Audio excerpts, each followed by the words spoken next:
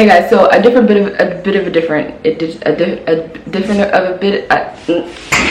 you know what? Let's try that again.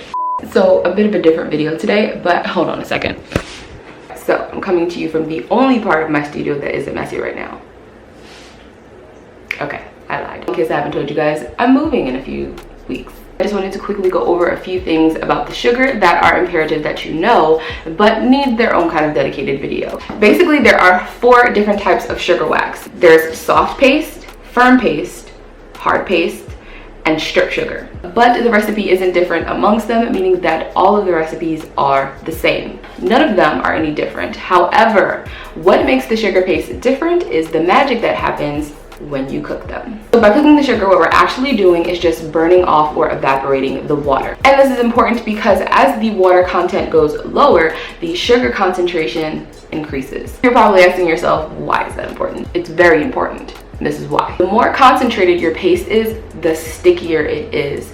So the strip sugar is going to have more water in it, and that water content is going to decrease as it gets down to the hard paste, which has the least amount of water. So yeah, your sugar should be sticky. In fact, it should be really sticky, because this is how it works so well at removing your hair, because the sugar sticks to hair and it also sticks to dead skin cells. However, because it is water soluble, it does not stick to living skin. And a lot of you guys do comment that to me a lot, that your sugar is just too sticky and it's hard to manipulate it.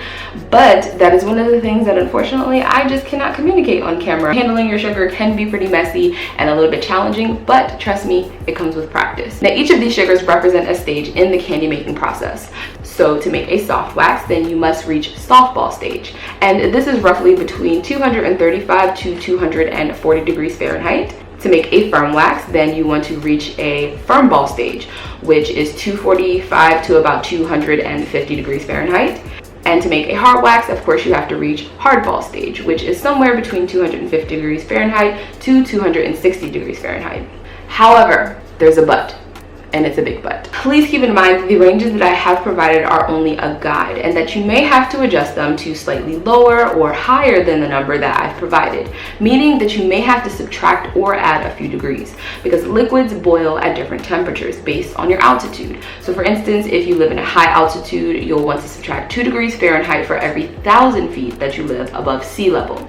Now, if you don't have a thermometer, then of course you can watch the video that I uploaded last week by clicking on the eye in the right hand corner of the screen, and that'll show you what your paste should look like and how it should feel. Using that method, you're going to get anywhere from a soft to a firm paste. However, as you guys probably guessed it, I am making a dedicated video for each type of sugar. So you will be seeing a video for strip sugar, soft sugar, firm sugar, and hard sugar. Ooh, that's hard to do. So anyway, you're going to be getting 4 individual videos. And also, as you guys probably know, I'm going to be making individual videos for different types of sugar, and I'm also going to be doing it for different types of acids as well, including lemon, lime, calamansi, and vinegar. So if you're curious to see what all of these stages of sugar look like right now, then you can check out my foolproof sugar wax video, where I make at least 3 of those stages. Just keep in mind that this is only the 2nd installment in this new series of sugar videos that I'm making, and I promise I'm going to answer all of your questions. So again, I'll be showing you individual videos solely dedicated to specific topics, rather than giving you a bunch of information in one long video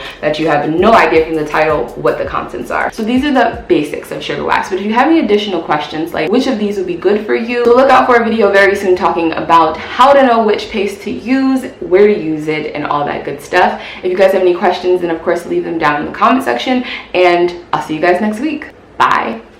Ooh, we looking shiny. Why is there an IKEA bag there? I'm a nut.